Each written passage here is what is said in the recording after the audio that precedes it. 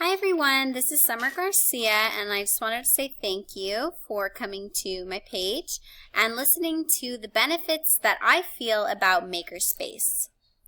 So I originally hadn't really heard too much about Makerspace, but I'm just going to, after doing a little bit of research, I'm just going to talk a little bit about what I see in the program and some of the research that I've done. So the first question was, how have your interests, motivations, and social connections helped you develop knowledge, expertise, and the moxie to make you do the things that you love? So currently I am a education minor and my major is broadcast journalism, which I know is completely two different things. So I'm basically doing news stuff, and I'm also educating people, which television and education are my two favorite things.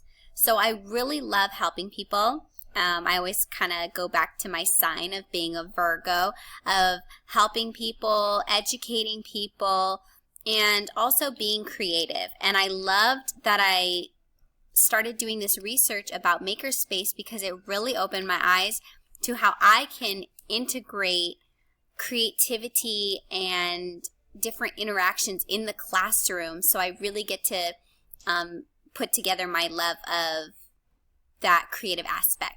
My greatest strength is my passion for learning, and that learning just really motivates me to help kids understand what they are learning. I don't just want to teach for those tests.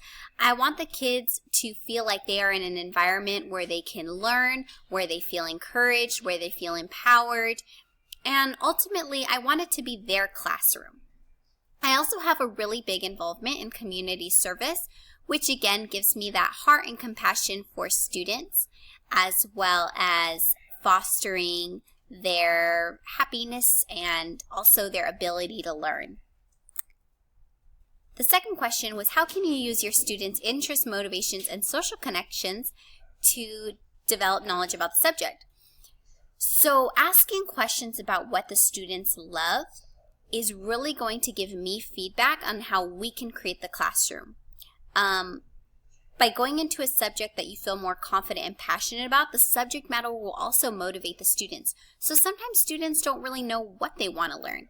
In 5th grade, just a personal story of mine, I had a teacher who absolutely loved history, to where he created an entire event where we were colonials. We got to make hot cakes that were eaten back in colonial times. We also got to make these corn husk dolls. Just every station, it was so cool. We got to dress the part, and I feel like I was so immersed in that historical environment. It really sparked an interest in learning about history, and I think all of the students in the class, we all did exceptionally well in our history test just because we loved learning about it, and our teacher's passion definitely reflected on the tests, like our grades on the test. So I want the students to feel that way. My favorite subject is math, and I love teaching math. And I think everything that is math is great. And to know that I can now integrate math into different parts of the classroom to make it more fun and engaging is really exciting. The third question, how can I use the Makerspace concept into my classroom to help teach content? What activities could students do? Personally, I enjoy working with my hands and follow a more kinesthetic approach of learning.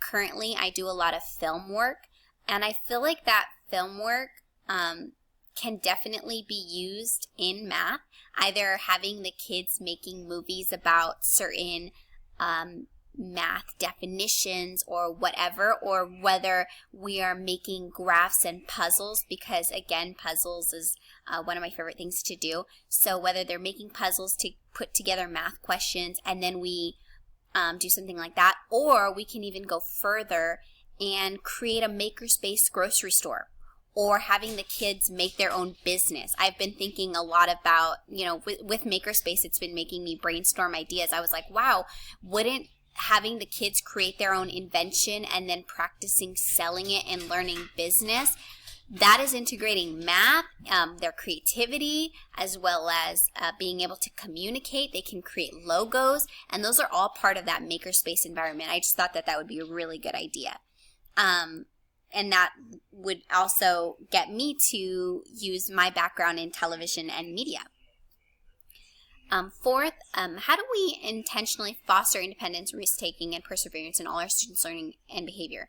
I absolutely feel that teachers can foster that risk-taking through positive encouragement, giving them a comfortable atmosphere, a creative learning environment that provides all the materials needed to be an independent and creative learner. One of the things that I read in the Makerspace, one of the articles, was that the tools of the Maker Revolution offer insight and hope for schools. So by creating this can-do attitude, espoused by the movement, is exactly what students need, and especially girls who tend to opt out of science and math in middle and high school. I felt like I wasn't fostered in science and math, or I wasn't encouraged, and just to really stick with my strength in reading, because there weren't a lot of girls in the higher level math classes, so it made me feel a little bit out of place, especially as a Latina. So I feel like by giving girls the opportunity to do that, I currently also teach Minecraft and coding to students, and I was just really excited that, okay, now I think it would be really awesome to get girls into coding and science and all those different things. Not that it's not good for the boys, but you know, there's such a lack in girls in that field. It would be really awesome to give them, to let them know that they can do whatever they want. You know, it does not matter. Who will use it? Who's your targeted audience? Who else would benefit? Everyone benefits from Makerspace. The teachers, the students, the parents, because it's going to be exciting as a parent to see what the child is doing. You know, I feel like it gets boring, just math and reading all day and science and history, but when they get to I feel like Common Core is now beginning to integrate all those standards, and to let them see their kid get excited about something. That's why teachers are teachers, you know, and that's going to continue through the child's education. It's going to build their confidence and ultimately helps whoever they help. You know, those Makerspace tools that they're going to learn in the classroom is going to follow them. They're going to remember, hey, you know, they might not remember what they got on a certain math test, but they're going to remember, hey, you know what, I actually made an invention and I sold it to my classmates and I learned business and I want to own a restaurant someday, or I want to own a store someday. That's what's really going to carry with the students. Question number 6, what skills do you want your learners to develop and why? I want the people in my class to develop confidence, independence, and the learning by doing. I don't want them to memorize answers. I want them to fully understand what they're doing, which is why I really enjoy the Common Core philosophy of not just teaching to the test anymore, but to give the kids the tools that are needed to help them fully understand all math concepts. We're not just doing algebra anymore, but it's like writing integrated with those math problems and tying it to different themes and different aspects, and I think that's great. So, and I want them to know that they're in an environment where they're being encouraged to fail. It's okay to make mistakes. Not, you know, we don't want them to just give up on school, but to say, hey, it's okay if it takes us a couple more tries. It's okay if it takes us a lot of practice. You know, letting the students know that they have time, they're going to feel not so pressured. And I think that that's really something I want my learners to develop. Because when I was in school, all I learned was to teach to the test, to the point where by the time I was in high school, I developed a really severe test anxiety, which has taken me through college to try to get over. I mean, it's been really bad. So I'm glad that I don't have to deal with that anymore. How will you keep it from just being a crafting space? Or do you need to? I definitely think that crafting space is different from a maker space, although sometimes they are going to be a little bit similar.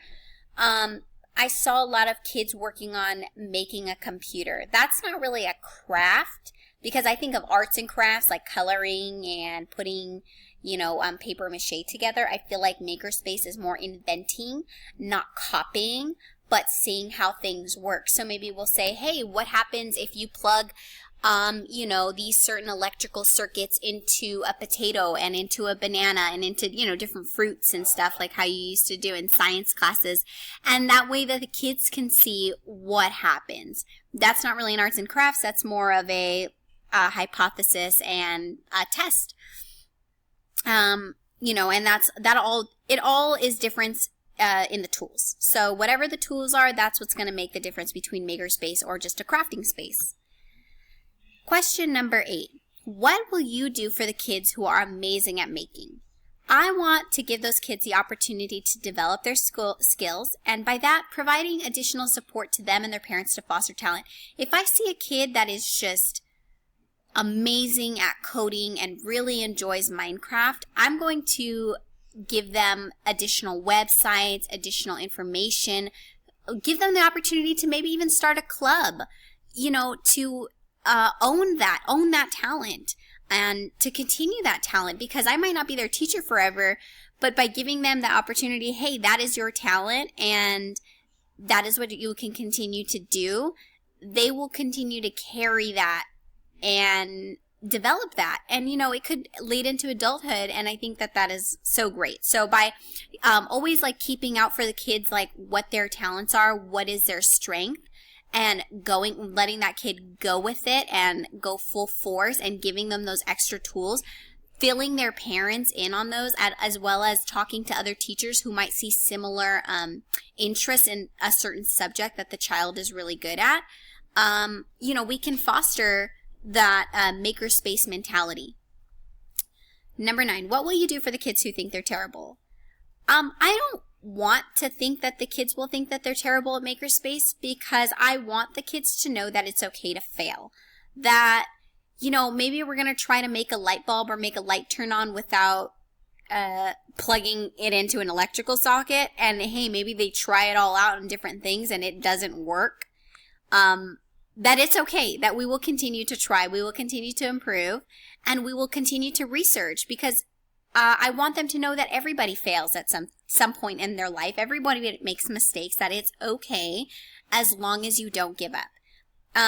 Constantly improving, reading challenges that others worked with to create inventions and such. One of my favorite things that I ever saw was in a doctor's office. He had a fail wall, and it was basically a bunch of famous people who did a bunch of amazing things that failed. So it had a picture of Oprah Winfrey that said, at 23 she was fired from a news reporting job, and now look at who Oprah is, and J.K. Rowling, who is on welfare and homeless basically, as a single parent at 43.